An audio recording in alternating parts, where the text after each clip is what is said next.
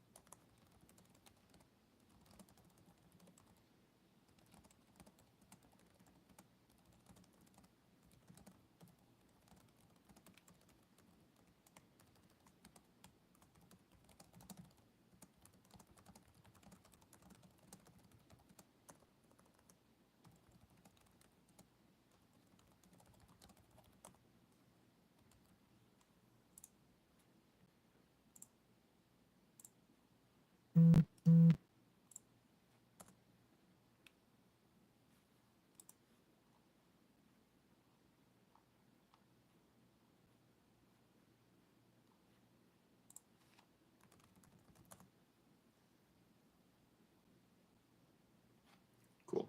It works. So it's been a while since I've live streamed. I'm trying to figure out where the orientation of this camera is. We are on a little tripod. And today I am fixing up my large format camera to get it ready for this weekend's big shoot. Now, can you hear me? Mr. Del Duca, can you hear me? Well, I hope you can hear me. But we're fixing up my large format camera here so that I can do a big shoot this weekend, which is the reason why I haven't posted a video. I've actually been getting everything ready. 4th of July is going to be the Stanley Hotel's 112th year anniversary, and I'm going to be shooting dry plates there. And by dry plates, I mean these. So I didn't get my dry plates from Lost Light Photography that I had ordered. They're still stuck in customs down in Chicago. So instead, we're going to be shooting tin types, essentially. This is actually on a bit of metal. And I have about 17 of these that are about a year and a half, almost 2 years old.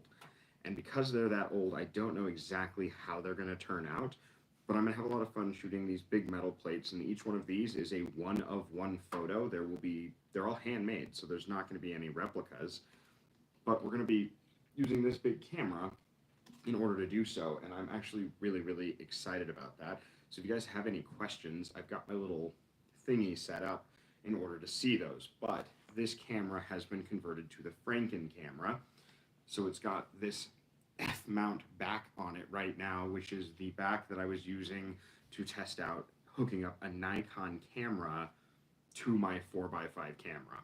And so I've got to pull that off and replace it with the ground glass, which is actually how you focus these cameras, and clean up the lenses as well. I mean, as you can see, I've got this beast of a lens on the front end, and it's a really cool camera, and I really love it a lot. It's f5.6 lens, but really the f5.6 lens on this size of the camera, it's razor thin focal focusing length. Basically, if I focus this on your eyes at 5.6, your ears will be out of focus. It's absolutely amazing. The bokeh on those are fantastic. But like, this is one of my tin types. You know, it's on a piece of metal. This was 3 exposures, so the guitar is invisible. And then here's an actual portrait of me that the photographer who taught me how to use this large format actually taught me how to use this camera itself, actually took that photo of me. Now this right here is a Burke and James View camera. It was made in Chicago. The best I could date it Yeah, the best I could date it when I looked into it, I think was 1956 or 1957. Now, I got this camera on Craigslist. I purchased this camera from an ex photography teacher out of Cheyenne, Wyoming. I actually drove up there to purchase it from him. I bought this camera. It came with three of these film holders for the low, low price of $150. The lens itself is worth more than that on eBay, and I've been shooting it with it for a few years now. And what I love about these view cameras are the film holders. This giant film holder here holds two photos. Literally, it'll hold one of these metal plates on each side, and that's it. That's all it holds. You think of an SD card that's like this big, 250 gigs, you can hold 1,000 photos shot in RAW, and this holds two photos, and it's absolutely awesome. But I've got to clean these up too. There's some residue in these from when I was doing other dry plates last year. I vlogged about it a little bit in an earlier video, but as you can see, here's some gelatin in there from the shoots that I had done last year. So I've got to get these all cleaned up because I had that big shoot. And for those of you who just joined the live stream, I'm doing a shoot up at the Stanley Hotel in Estes Park for their 112th anniversary. And I'm going to be shooting dry plates because the money that was used to build the Stanley Hotel actually came from dry plates. The two brothers, Francis Edgar Stanley and Freeland Oscar Stanley, they made all of their money dry plate photos. They mass produced dry plates using a machine that F.E. Stanley had built and just sold them. And then in 1905, they sold their company to George Eastman, who was actually a really good friend of theirs, of Eastman Kodak. And so this camera, like I was saying, was converted to have an F mount for Nikon, and I need to convert it back so we can do these dry plates. And I didn't post a video this week because I've been trying to get everything worked out. And because I didn't post a video, I thought it'd be a good idea to live stream me fixing this camera and talking about large format photography, which is actually really my passion.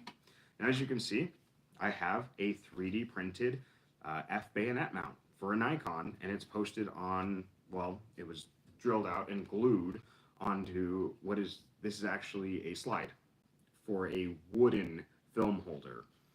And so I actually just super glued it on there, and I got some cool results with it. I'm still messing around with it. I need to get a better formula down. I need to make a new one of these so we can actually go out and do street photography with the large format camera with an f-stop, an F-mount, bayonet-style mount on the back of this camera, because personally I think that'd be pretty cool. What do you guys in the chat think? Do you think that'd be cool? Having a Nikon DSLR attached to the back of this, using this as the lens? I don't know. Maybe I'm weird. I think it'd be cool. Here, this is actually what holds your film in place, is this backing. And the inside of this camera is actually super ridiculously simple. That's all it is. It's just a bellows with a lens on the front of it. And so, because it's just that simple, anyone can make one of these. And I've actually considered putting a kit together to start. Ooh, Riggy man, you got your tripod? Dude, fantastic. Now, has your 5600 come in yet? I think you actually did. Are you getting cool photos with it? Let me know. I would like to know if you're getting cool photos with it. That Polaroid camera showed up. I haven't opened it yet. I got to do a whole unboxing with it. Everyone seems to really like the unboxing videos, so we'll do that. Now, these cameras here, I've actually looked at getting a kit together to build my own. And by that, I mean, I'm going to call my dad and ask him if he can cut the pieces for me, because he works in a wood shop. He's a cabinet maker. And then I can order a bellows online. And then you can order these ground glass screens, which is the focusing point, and you can order these from Intrepid, I believe. I believe Intrepid sells these. But I want to get this all cleaned up so that this weekend will be a good weekend and it'll be a lot of fun, and I won't have any issues with my equipment. Because my biggest concern right now is that I'm going to run into issues with my equipment or have an equipment failure up there. Now, I'm already worried about things going wrong because, like I was saying earlier in the live stream, is that the dry plates I have in my freezer are about a year to a year and a half old. I made them in a very early vlog. I think it was like my third or fourth series I shot. If you go to my channel, you'll be able to find them. Just type in Tintype Photography, or Rockland Tintype Photography. So I still have those plates in my freezer. Yes, interpret. Oh, thank you for letting me know, Dragon. I always suspected they had, because I'm always worried about breaking this one. This is the actual original one, the Birkin James from the USA made. You can actually see it in the ground glass. Let's see if that shows up. It says Birkin James, USA made, Chicago. It's the one that came with the camera originally. I absolutely love the Birkin James camera. It is heavy though. Now, I've been looking at getting an Intrepid, and I just can't afford one just quite yet, so I can't get an Intrepid. I've been investing in other parts of the channel to make sure that I'm bringing you guys really good content, and I want to try to make sure that's going on. Now, while we're doing live, for those of you who've seen my last few videos, are you just using a webcam? No, I'm actually using my Google Pixel 4a on a little tripod. That's why we're on the ground. I don't have a table set up to actually do all of this, so we're just doing it on the floor in my bedroom, or in my office. The camera stuff is all behind me. Now, but yeah, so the Intrepid I haven't been able to afford, but I wanted to ask you folks, like, so far, those of you who've seen my more modern videos, what do you think of them so far? What do you think of having that cameraman for all those extra angles and being able to really try a bunch of new things and new angles, new editing styles? Like, I haven't really asked for a lot of feedback yet, and that's something I would really like to know, is what everyone's been thinking of the newer videos and the newer content I've been putting out, because I'm trying to get myself up to a point where every one of my videos is that quality of content. It's, you know, a real major concern of mine. I want to make sure that I'm producing the highest quality content possible for the budget that I'm on and the equipment that I have. Apparently, I didn't actually cut the plastic. Another ground glass alternative, if you're worried is breakage, plexiglass with one surface sanded. See, I've seen that before, with people talking about the plexiglass. I've never actually seen anyone use it, but I have seen people talk about it. Maybe I'll do a video on that. Maybe I'll get different thicknesses of plexiglass and go out and try that. And again, like I said, I was hoping to get some dry plates. I ordered some from Lost Light. He's here on YouTube. That's all he does, is he makes dry plates, like glass dry plates. So literally, it's this, but with that chemical solution on it, so you can take photographs. That's what I'm doing on my 8x10. Oh, when you get a video of that, link it to me. I really want to see how the results of that are. But yeah, so I ordered those, but again, they're stuck in the Chicago IC, something like that. I would say I like it, but one thing to add, although it would take longer, is a split screen view of the GoPro and the cameraman. Actually, for the editing, it would not take me longer to edit that way. I was just worried that it would look cluttered. So that is something I'll try in a future video. That's something I definitely want to give a go. I want to get everyone's feedback and see what everyone thinks, so that I can make better videos. Now, what was I talking about? Talking about plexiglass, doing video experiments. Oh yes, glass plates. So I did order glass plates, and they just haven't made it through customs yet. I've been dealing with the Chicago ISC. I've been calling the USPS, the United States Postal Service, and to no avail have they been able to help me. They just tell me basically that I'm SOL, and that they'll get to it when they get to it, and there's nothing they can do about it. And so we're just in limbo. They made it to Chicago May 15th. So it's almost been 2 months in limbo without those plates, and I had ordered them about 2.5 months in advance, so that I didn't have to worry about not having them for this 4th of July shoot on Sunday. And as my luck would have it, it turns out I do have to worry about not having them. I have all the chemistry to develop, and I have all the chemistry needed. Road trip to Chicago, or road trip to Estes Park? Now, I have all the chemistry. I have everything needed to develop those dry plates. It's literally just a Kodak solution. See, even going there won't help. I was reading about people saying that they lived in Chicago and they couldn't do anything about it. Plus, Chicago's dangerous. I'm not going to Chicago. I've been to Gary, Indiana. That's about as close as. That's not fair. I've been to Chicago. I went to the planetarium, and I went to the museum in Chicago, the Natural History Museum, because I wanted to see Ghost in the Shadow, which are the two lions that were in the Val Kilmer movie of the same name. Basically, he was hunting these lions on a. He was part of the British Engineering Corps. They were building a bridge in Africa for a railroad, and these lions were eating all the Sikh workers.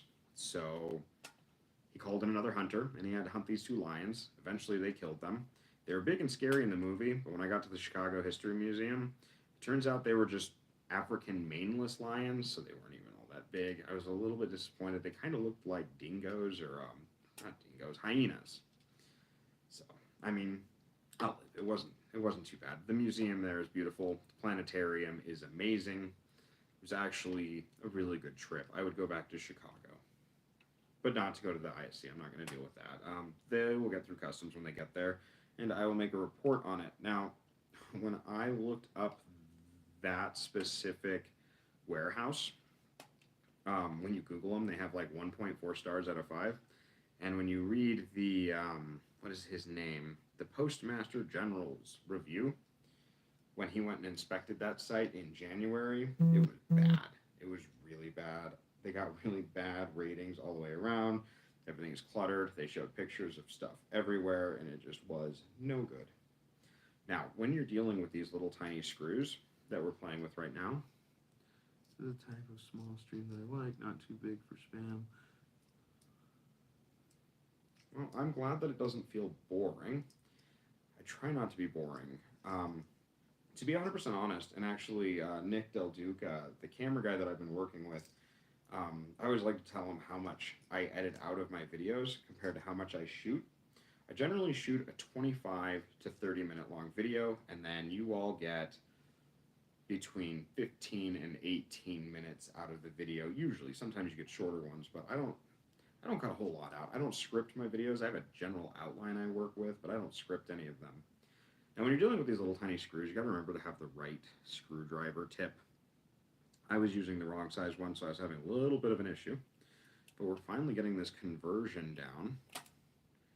Well, we're putting it back to right is basically what we're doing. Now, the shoot's on Sunday, and I thought about doing this live stream tomorrow night, but I think tomorrow night I might do a live stream where I actually load the film holders with you. We'll go in a dark room with some red light, and you guys can see me do that, and we'll talk photography again. But again, for those of you who are just joining, I took this piece of plastic that has an F-bayonet mount for a Nikon camera off of this, and I got my ground glass lens put back on. And like I said, this is your focal length plane. So this is your viewfinder when you're shooting large format photography. And the weird thing is, everything is upside down. That's the way lenses work. So when you're looking through it straight ahead like this, say you're taking a portrait, their head will be right here, and the rest of their torso goes up. Now, not only is it upside down, but it's backwards.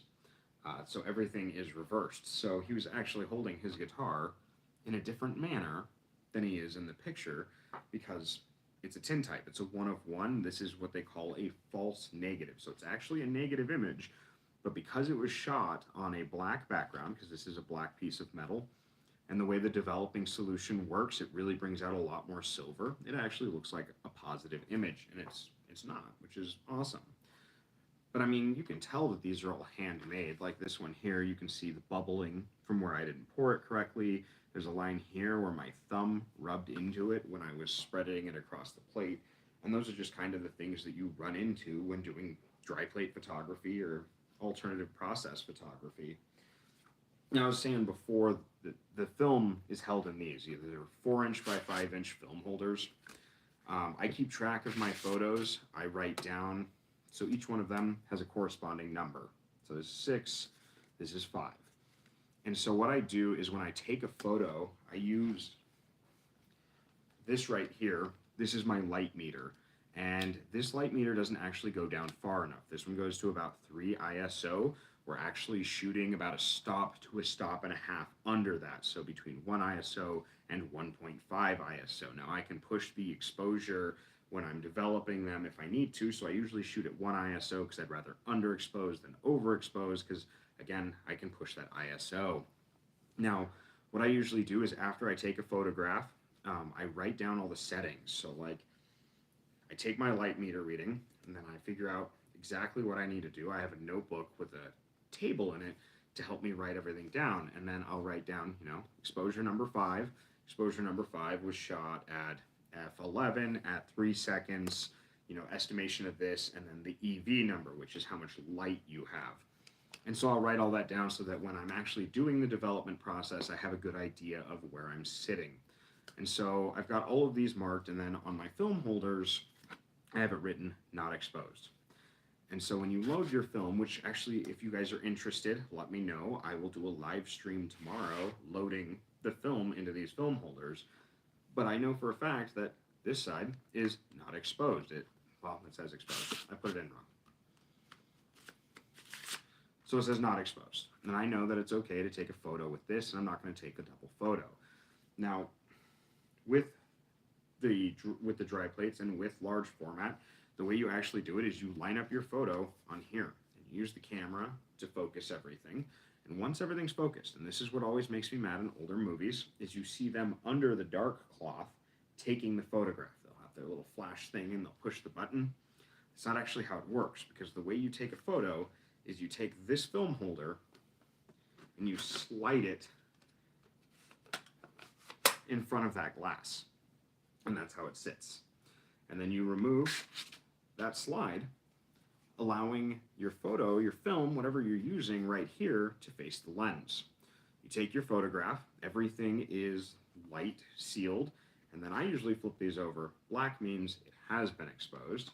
Just slide it back in like that, and then you can pull it out of your camera, just like that. And that's how these old film holders work. And I have 16 or 13 of these. I've got 10 wooden ones, which Nick Del Duca and I will be converting to glass plate holders. We're going to do a video series on that. We're going to do a whole conversion. That'll be cool.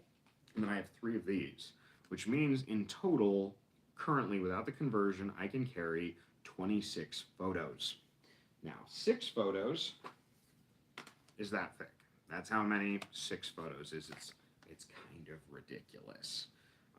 Now, film holders, they're called Fidelity Elites. That's what these ones are. They're plastic with a metal backing, helps keep them sealed. The wooden ones, I like the wooden ones because the wooden ones actually have a little bit of light leak to them.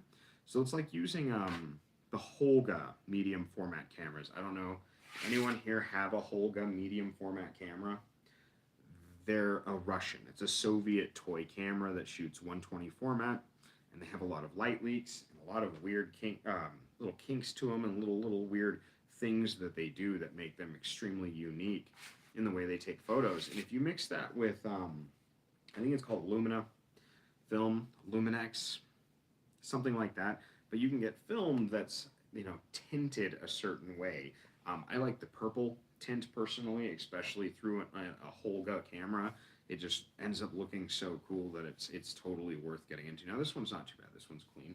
We'll probably air it out. We don't want to get dust on our film, on our plates, because the dust will actually get into our developer, because we do have to develop these ourselves. Now, with the Rocklin Tintype kit, which is what we're actually going to be shooting with, you actually have to use their developer if you want to get these to turn into that false positive.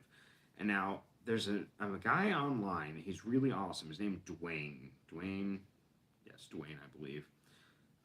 He's on Instagram. It's where I actually talk to him from. He's on every single dry plate and alternative process forum on the internet. Everywhere I go, I find him. And so I've talked to him several times, and he's explained to me that to create a false positive normally, using normal emulsion, you have to use a bleaching process. But with the Ilford, the Rockland kit, you don't actually have a bleaching process, because the way it's set up is the emulsion that you're using, the gelatin, the silver gelatin you're using, actually has 2 or 3 times the amount of silver in it than you normally have. And then they have a 3-part developer that is specially designed to develop even the smallest grains of silver, which means that it actually shows through like a positive image when it isn't. And I don't know all the chemistry behind it. The guy I was just talking about, he knows pretty much all the chemistry behind it. He's really cool. Anytime I need help, a lot of people will actually reach out to me because of those older dry plate videos when they need help. But when I need help, he's the man I turn to because he is absolutely phenomenal. Oh, there we go. I literally just learned that I could turn live chat on so that I can see what you're saying. It pops up for a moment, but then it disappears. So that might show you how little I know about how this system works. This is actually only my second live stream. I have 3 of them on my channel, including this one now, but that's because the internet cut off during my first one. We were doing exactly this. We were cleaning cameras, and we were talking about photography. Now, dry plate photography is actually like where my passion is actually at, and I would do a lot more of that. It's definitely my favorite kind of photography to do is dry plate photography, alternative process, film, large format, things like that. There's not really a market for it anymore. I mean, I can get into galleries. I've done a few photo galleries. Problem with the galleries is you're at the mercy of the gallery on pricing. You're at the mercy of the market. You have to play by their rules. It's not always fair, and it's kind of a pain sometimes. So I try to stay away from the galleries as much as I can. I try to just make my own art and get a kick out of it. So digital is really the way that I make money with photography, and that's one of the things I try to talk about a lot on this channel is that you don't need the newest and best equipment. You really just need to go out and shoot photos. This thing is really dusty. It's been sitting on that wall up there since I got that new setup, and my bellows is just filthy. I don't know if you can see the dust coming out of it. But if I could just do dry plate photography full time, I absolutely would. Now, one of the things I actually cut out in my last video, which was like, the beginning stages of starting your photography business or whatever I ended up naming it, was most of my photography income is actually not in portraits. And I cut it out because I felt like I was droning on, and I didn't really want to drone on. I'll drone on in a live stream. But it's actually in real estate photography. If you can get in with a realtor, my mother-in-law is a realtor, which is how I got started, you can actually make decent money as a real estate photographer. Now, I don't have my drone license yet. I'm not that great at video yet, as I'm sure you have all seen the difference between the videos I have done and the videos that Nick has helped me with. But real estate photography, all you really need is a halfway decent DSLR, something 24 megapixels or above. And I only say that because realtors are picky about that stuff. But like 24 megapixels or above, and a wide angle, like a 10 to 20, 10 to 24, even a 10 to 30. Now, the realtors love wide angle lenses because wide angle lenses make small rooms look bigger than they are. And then the way I do real estate photography, and this will be a bit of a spoiler because I'll release a video about this too. There we go. You can see it come off. Yeah, it is a lot of dust. I hate when I get comfortable and realize that my things aren't plugged in. But the thing about real estate photography is that, again, wide angle lens, 24 megapixel DSLR, just to make the realtor happy. And yeah, you wanna get those wide angles. They make rooms look bigger than they actually are. Everything about marketing is making things look the best that they can be. Now, the other side of that is realtors like when you turn the saturation in your editing up a lot. Personally, not a big fan of that. You won't see a lot of oversaturation or over vibrance in my photos when I'm doing portrait work. But for real estate work, I don't show my real estate work because I think it's cringy. Like, the kind of cringe where you pucker up, that's how I feel about it. So I don't really show my real estate photography The realtors are happy with it. They pay me. That's really what matters. I used to do quite a bit of magazine work, but the magazine that I was partnered with has since closed down. The guy just didn't want to do it anymore. He was getting tired of the magazine world, so he actually ended up moving into, I think he's writing short stories and novels now. He had a little bit of a market for that because he has a really successful blog, successful in its own right. And so he just started selling those to his audience and started with the magazine.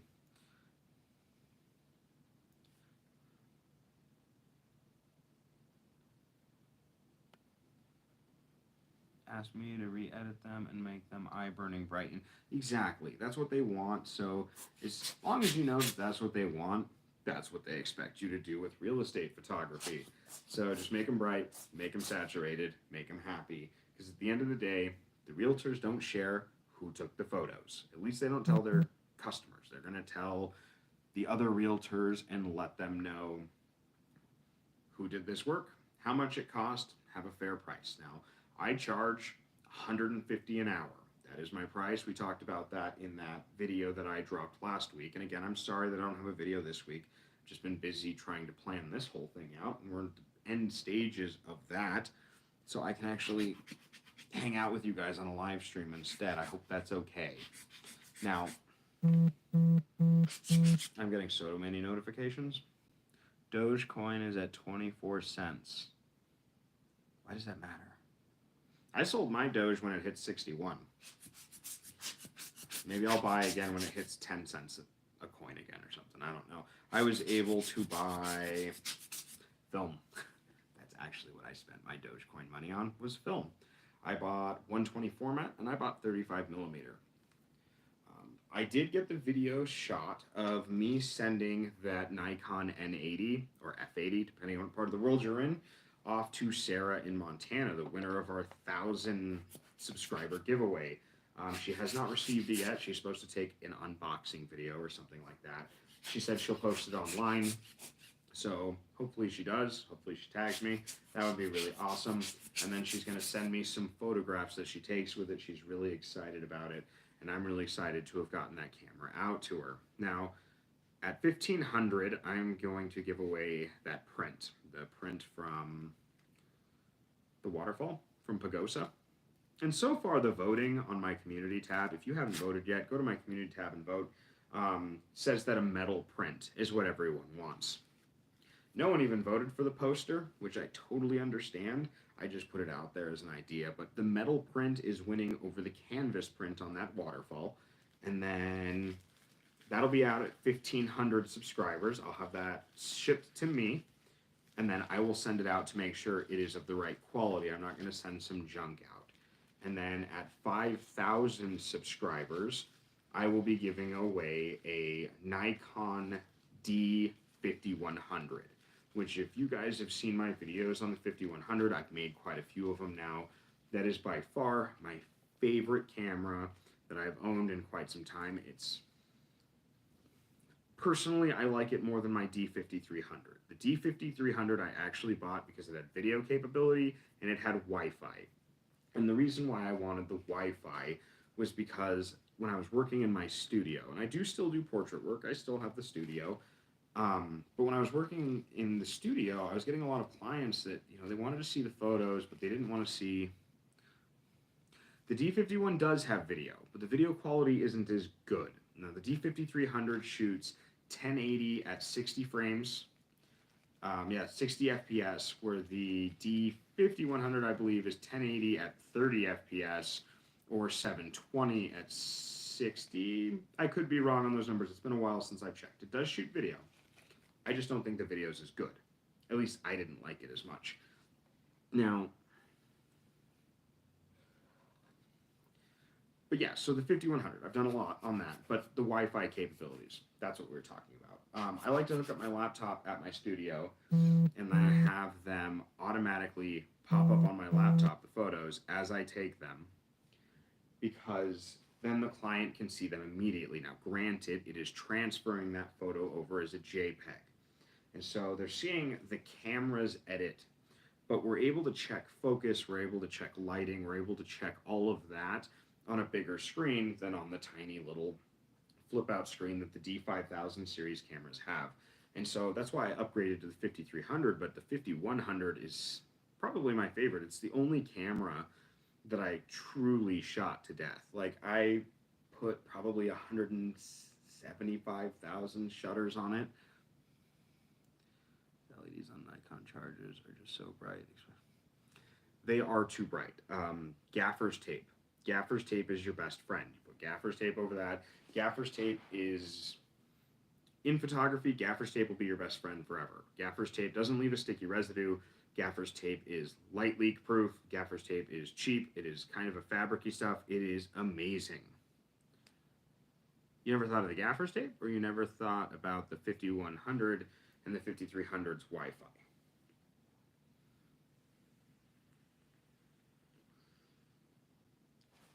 Now, oh, yeah, no, gaffer's tape is amazing. It's better than electrical tape.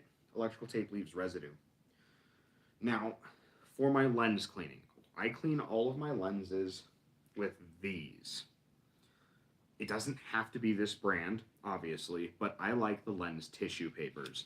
My problem, I don't like microfiber. There's no such thing as a lint-free microfiber. It does not exist. That is a lie. Lint-free microfibers are not real. They all have lint and they all leave a residue.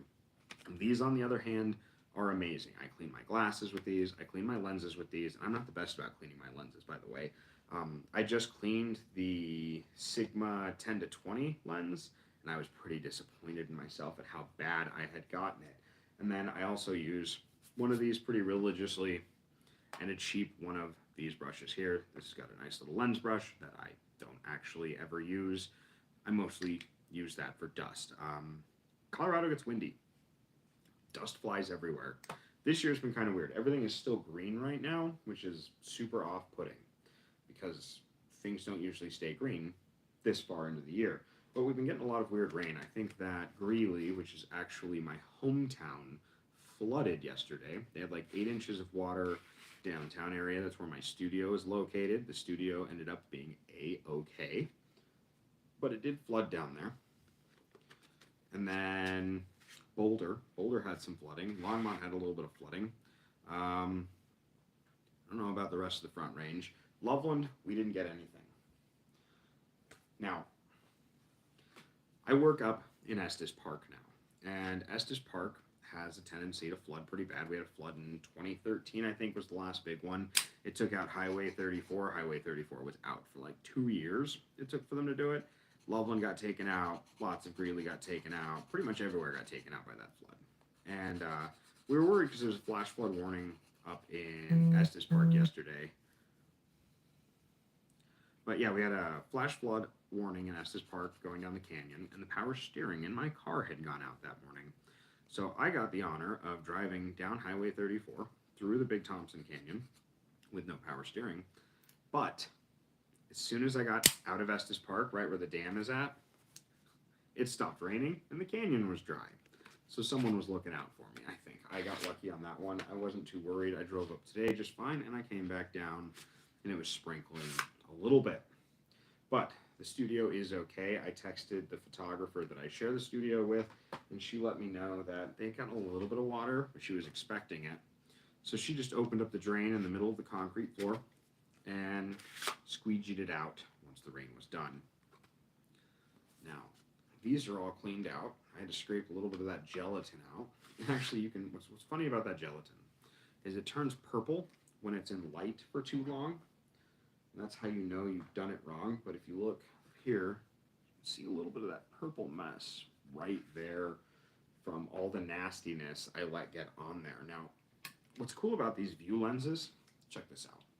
I did a short on this. I don't know how many people were able to see that short, but if I open this up, you can actually see how f-stop works. Where's my key? Look at that.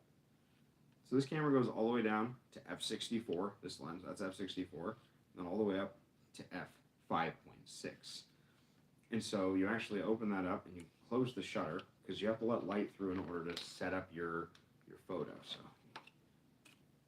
close the shutter, and then you just load this guy on the back. Now, what's cool about these cameras is it's pretty easy to switch from landscape mode to portrait mode. Not quite as easy as with a normal camera where you just turn it. So this has little metal studs and a screw on all four corners. So when you set it up in your camera, it just locks into these down here, and it locks up into the studs up top. And now we have a portrait camera. Now I lift these up here, and I pop that out, and you just turn it, and it becomes a landscape camera. And that's one of the versatile things about the Birkin James. I know that some cameras, I don't remember what brand, it might be Intrepid again. Again, I would like an Intrepid. Some camera manufacturers, some of the view camera manufacturers actually had, you can pull it back and just turn it and push it back forward, and it wasn't as difficult as that one right there. Now, for the shoot itself, again, I'm going to have to take light readings. I have this right here. It's a Sekonic Flashmate. It's just a real basic, simple light meter. I can do a whole video on light meters. If you guys are interested in that, I can definitely do that, at least on this one. I had a video that I was working on about a year ago where I was testing light metering apps for your phone. And what I found was they were basically all the same. They all worked and they all just had a different interface. So I didn't know if that'd be an interesting video. So if you guys are interested in me doing a video on the different light metering apps as well, I can definitely redo that video. I purchased a lot of those light metering apps, and so I can still just download them on my phone at any time, and we can actually just compare them to this one. And this one is calibrated. I had it calibrated in December. But we can do a whole video on light meters. Now, the Sekonic has actually treated me really well. It's super light. It takes a single AA battery, and that single AA battery has been in there for about 2 years. That's how long those batteries last. Now, again, this one only goes down to 3 ISO for measuring light, and the photos we're taking are between 1 and 1.5 ISO, which is interesting because most modern cameras, and correct me if I'm wrong, anyone in the chat, only go down to 100 ISO. I would love it if someone made a digital camera that shot at 3 or even 1 ISO. I think that the landscape potential behind that would be amazing. It makes me wonder if you would even need an ND filter at that point. If you were able to shoot at 1 or 2 or even 3 ISO, or even down to 25 ISO or up to 25 ISO, if you would actually need an ND filter at that point. I'm not frozen. I was just thinking about that. Now I need to find a camera manufacturer. Yeah, Ion has typical. Some have extended ISO ranges that go down to like 64, but it's digital and reduces dynamic range. Figured if anyone knew, it would be you. Now I want a 1 ISO camera. In fact, I want a DSLR lens that shoots at 64, f64.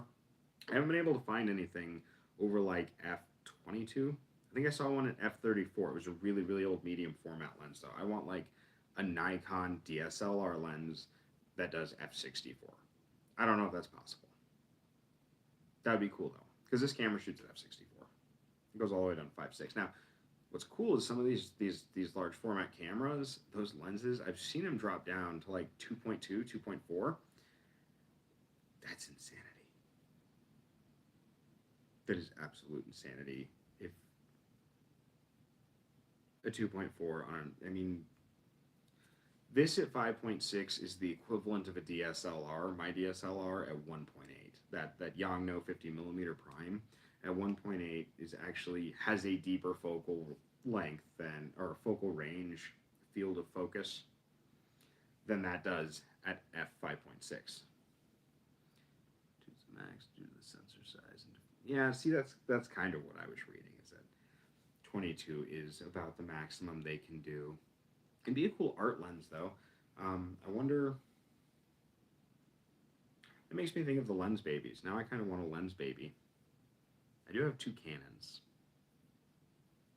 The Canon lens babies are cheaper from what I've seen than the Nikon ones. That seems to be the par for the course with Canon and Nikon is Canon lenses are generally slightly cheaper than Nikon lenses, but I think Nikon produces better glass.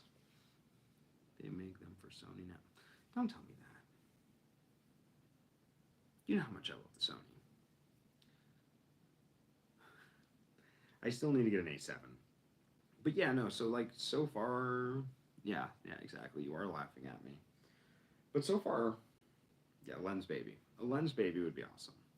Now, there's not a problem with Canon glass. Canon glass, I mean, at this point in time, where we are technologically, you're going to find so little difference between one manufacturer's glass to the next in the DSLR area. Now, where things get crazy is with mirrorless. Now, I've hinted at this a few times, and I don't have a rangefinder camera, but I can get one. Now, rangefinder cameras are literally just what mirrorless are. Mirrorless are modern rangefinders, and the rangefinders were always sharper than the DSLRs are because you don't have a prism to worry about. You don't have to worry about the mirror popping up and out, in and out. The lengths for the lenses to the film were so much better. It's like the lens to the sensor on a mirrorless. And so like the rangefinders are I've always wanted one. They're not cheap. Like even now they're not. And finding one that's completely together is hard too. So I just don't have one yet. Now, since this camera has been living up on that shelf over there for a while, I had to take my tripod mount on. Canon XT or Nikon D. See, I have both of those cameras. I have the XT and the D70. And I'm gonna be 100% honest. Out of the cameras I have, if I had to pick an older one as my only old camera to use, it would be the D50. I use that as a backup. That is my third camera on shoots. When I do, I don't think I've shown you guys my shoot rig yet. So I hate neck straps. I absolutely hate neck straps. We've talked about that. So I actually use this. So those little locks on the bottom, the attachment for those attaches to the bottom of my camera where the tripod lives. And so I can just wear two cameras like a shoulder holster, essentially. And so that's how I carry my cameras when I'm on location shooting weddings and such. But I carry a third camera in my camera bag, and it's always a Nikon D50. I'm so happy with the Nikon D50. That camera is going to be shot to death, and I will be buying another one because I absolutely, truly... I just had this fixed. There we go.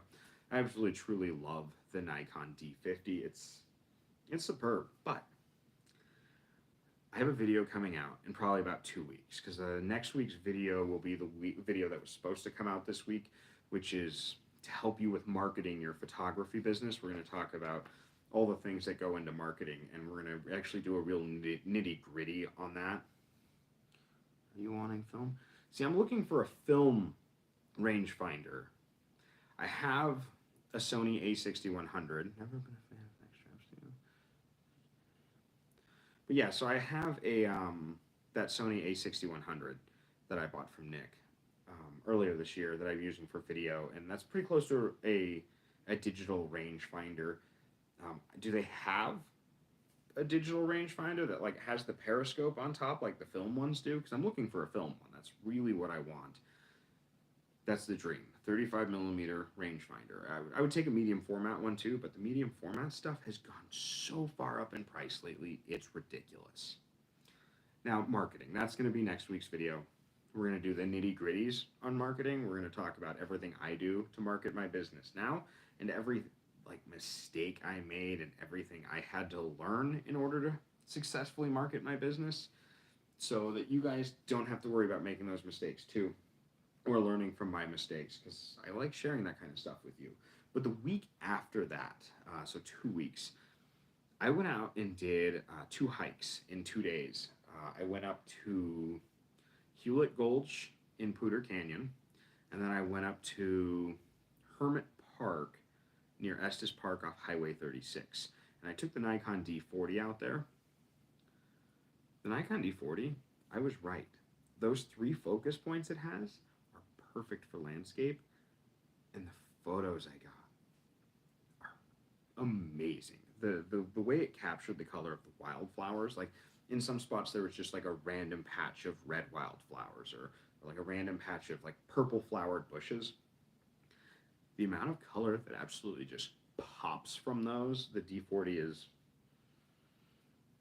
it might not be a good portrait lens, but by God, it is an amazing. Yes, they do, but they're junk. If you find an as is price, I can get it up and going. Really, that's good to know. So I saw a couple of parts cameras, rangefinders on eBay recently. I'll see if I can find one of those, or see if it's still for sale. And then I might have to ship that out to you to have it repaired. Just let me know how much you charge for that, because that would be amazing.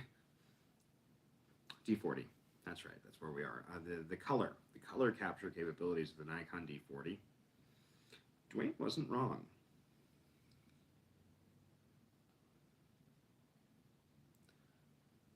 So yeah, I do remember you mentioning the CCD sensor. And my regret with Nikon is that they did not put more focusing points on it, because could you imagine taking photos at a wedding or a quinceanera, specifically a quinceanera, where it's a lot of very colorful dresses and a very colorful decor? How amazing that would be, because the D40 as a portrait camera was a huge disappointment to me. And it's not just because the shoot went wrong. Shoot went wrong. I had a lot of bad luck that day. I made the one mistake I tell everyone not to make. I didn't check my settings first. So we were shooting on fine JPEG, which was a mistake. I had the ISO set wrong. I had it set on continuous focus. The lighting was too bright. We didn't have a cloud in the sky.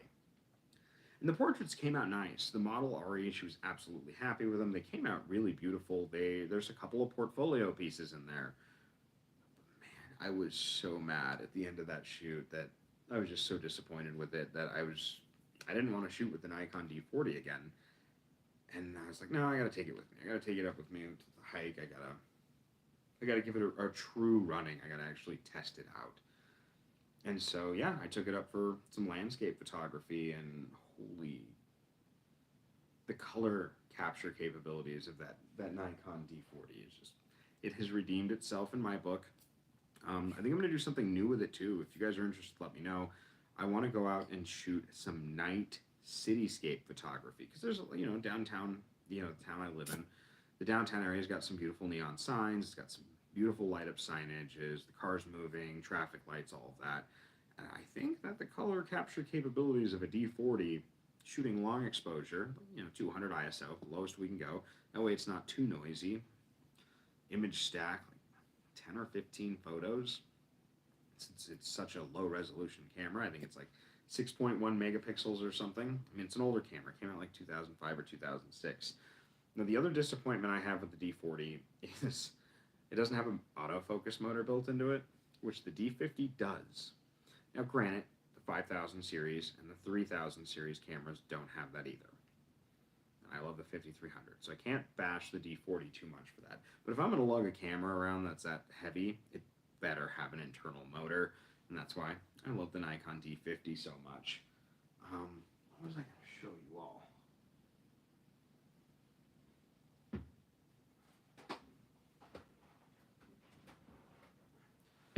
So another series that I'm hoping to do, and we're obviously going to do the videography boot camp. That's going to be kind of a side series, but one of the big ones I want to do is I want to get out with this. Best Buy sells film for these now. What I didn't know is, and the reason why we haven't done a series on this, is I was trying to figure out where I could get a battery for it. And I was so dumb, I didn't realize that the batteries were built into the film carrier. So when you loaded the film in here, it powered this on. So I felt a little bit dumb when I figured that out. So I've got some film on the way, because we're going to do a shootout between this one and that Instant Touch that I was challenged to do a portrait shoot with, because I think that will come out pretty cool. But I will do a portrait shoot with this. I'll do a portrait shoot with that other camera, and then I'm going to do a head-to-head battle. And personally, I think this camera will probably perform better because you have a larger area that you're shooting on. And I ordered film for both cameras. That's what I spent some of my Dogecoin money on as well, was Polaroid film. Polaroid film isn't cheap. Neither is Instamax film. That stuff is ridiculously expensive. So I don't shoot it as often as I would like to. Now with this camera here, I'm going to put this lens cap back on. I usually use a ball head style tripod. It gives me more, a head-to-head, yeah, exactly, a head-to-head battle. Thanks for that challenge, by the way. I want to get more comments like that, more people participating. I try to get everyone to participate in the channel as much as possible. It makes it feel more like a community, and I feel like I don't want to lose the community aspect of my channel. Dwayne was telling me that he followed a photographer for a long time on YouTube, and when they hit 10,000 subscribers, which realistically that'll never happen with this channel, I figured we're gonna putter out at about 15 or 1600. I'm hoping to hit 5,000 so I can give that camera away. But realistically, there's a lot of people on YouTube doing a lot of things. I think 15, 1600. I'll be able to give away that print. I'll just continue to make videos because I love doing it. So again, it's not a big deal to me. But he was saying that the guy he was following hit 10,000, and they just started ignoring their subscribers. And personally, I'm just grateful that you're all here. I'm just grateful that people watch my videos and people are interested in me yamming on about cameras or photography or ridiculous things like that. So I just kind of go with the flow and enjoy it. So this camera, fully folded up, looks like this. It's adorable. I really love this camera. But the tripod mount is actually down here. And this is what my tripod mount looks like for the ball head I have. It is an older ball head. If you're interested, I'll grab it and show it to everyone. I have it on a big wooden, kind of unstable tripod sitting in the corner over there. I need to update my tripod, but large format tripods are really expensive. Like the really nice wood ones, which is what I want, they're like 800 bucks. And they're more expensive if you go carbon fiber for like the light ones. So there's this one photographer that I'm friends with, the guy who taught me large format photography. When you get the chance, go to Google, type in Alex Burke Photography. He lives in Greeley. He does large format photography, landscape photography. That is what he does for a living. He just travels the country. 6 months out of the year, he sells prints at festivals. The other 6 months out of the year, he takes photos. And his carbon fiber one, because he hikes into these areas, he hikes for miles in backpacks, and his carbon fiber tripod for large format, it'll hold comfortably and safely, 4 or 5 pound camera. Some of them are bigger. He uses an Intrepid though, so it's not quite as bad. And it is lighter than this Polaroid camera is. Literally, his tripod's lighter than this camera. And he told me he spent like $2,000 on that tripod. And he spent $2,000 on it because he needed the $2,000 tax write-off, because he already had a $1,500 one that weighed as much as 2 of these cameras, so it was slightly heavier and needed another one. So tripods are expensive. I am using this cheapy one that was in my box of goodies when I bought the Sony. I use Amazon Basic tripods. I'm not shooting in a really windy location. If I was, it gets windy here, but it doesn't get like super windy. And I weigh my tripods down. I use my camera bag for that. That's what the hook on the bottom of your tripod is for weighing it down. So it's actually, 1 second.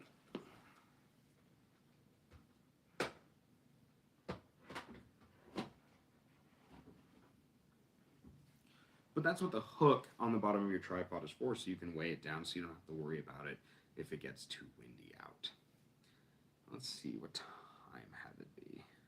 Oh, it's 10:30. So I actually have to be up in Estes at 9:15 tomorrow morning. Thank you guys for hanging out with me for an hour as I cleaned up my large format, cleaned out my film holders, and just kind of talked about photography with you. Now, before I head out, are you guys interested in doing a live stream where I load these film holders up?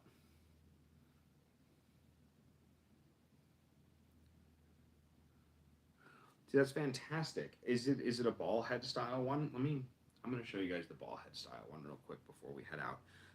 But if you're interested in me live streaming again tomorrow of me actually loading my film holders, we'll do that. It'll be completely in the dark, and we'll do it with a red light really quick. And if we have time, we're just gonna continue talking. That'd be great. Sadly, not pan. There's nothing wrong with a pan tilt. Good night. And it looks like all of you guys would be excited. So we'll actually start the live stream tomorrow at the exact same time. It'll be about 9 to 9:15. I'm just going to get everything ready. We'll set up in the bathroom so we can do that. Now, before I do that, I want to show you my ball head.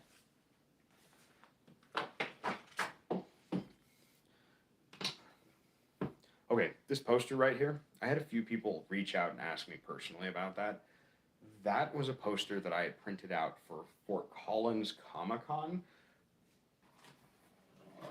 after I published my first book, and I was selling it at Comic-Con, the book. I haven't published the second one yet, it's been a long time, but yeah, it was from when I published my book. It's a sci-fi book, but that's what it is from. And then that photo of the hot air balloons back there is the photo I took in Steamboat with the Nikon D70S full spectrum. Those pictures, those hot air balloon pictures, my grandfather took those pictures in the 70s. I like hanging them up. But here is my ball head. It is not an expensive ball head. It's the Mod 168. Alex Burke, that photographer I was just talking about, he gave it to me for the low, low price of $15. And it'll support the large format camera. Part of it is a little whack. It has a screw on it instead. But other than that, everything on the tripod works. And then my tripod itself is this unsteady thing. Okay, if it comes to a good place for tripods, they're aluminum. I got one on really under $100 for an aluminum. Well, and it supports the large format. That's awesome. I keep forgetting where the camera on this phone is at. So let me. Okay. 15. That's it? I have one. You can check. Okay, so cool. Glad that you're all communicating with one another so I know exactly what's going on, because I'm a little bit lost with how tired I'm getting. But I'm going to head to bed. Okay, 15 kilogram capacity. That's what, like close to 30 pounds? Yeah, that'll hold a large format camera. That would probably hold an 8x10 without issue. Not even an Intrepid, but one of the old wooden ones. Now, thank you guys again. I will be live streaming again tomorrow. I'll catch you all on the flip side. Don't forget to comment or subscribe. Well, I guess you have commented it. See, I'm stuck in my script. Thank you guys for joining me on the live stream. I will be doing a live stream tomorrow night at the same time, about 9:15 to 9:30. We're going to load those film holders. And if my phone will stay charged, I will actually do a little bit of live streaming Sunday morning, 4th of July, at the shoot itself. So I will live stream setting up the camera at the very, very least. I might live stream some of the photo taking itself, at least the view through the viewfinder of the camera. I'll set it up in landscape and get a cool mountainscape so you guys know exactly what it looks like. I'll catch you all tomorrow. Thank you again for joining me for the live stream and my awkwardness and then lack of editing. So bye, you guys. It doesn't work when we're on live.